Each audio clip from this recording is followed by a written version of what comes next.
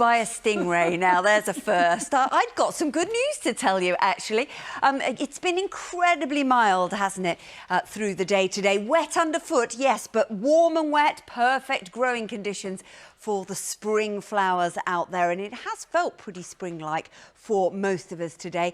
Just take a look at what our average temperatures should be at this time of year. Bear in mind that we're still only midway through February, and some areas across Worcestershire, London and Norfolk, well, they've seen temperatures a good 10 degrees above that. So an incredibly mild story, but back to reality. There's also been some rain around as well. Some of it heavy in the last few hours coming up from the southwest, and that's going to drift its way steadily eastwards overnight tonight. There could be some heavier bursts across the East Midlands, maybe around an inch of rain overnight tonight, and the ground is very saturated, so that's worth bearing in mind. But it will ease away, clearer skies following on behind, a northerly wind kicking in across Scotland.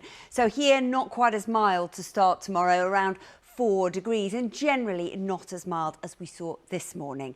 Now, as we go through the day, not a bad day in prospect. There'll be some lovely sunshine coming through for most of us. A few isolated showers across North Wales coming in off the Irish Sea and maybe northern England, but on the whole dry with some sunny spells coming through. Breezy, particularly down through the Channel, and temperatures generally still above where they should be for this time of year, 6 to 14 degrees the high. But as we move into the weekend, we are going to see further outbreaks of rain. It will be a tale of two halves for many of us as we go through the weekend. There will be frontal systems moving their way through.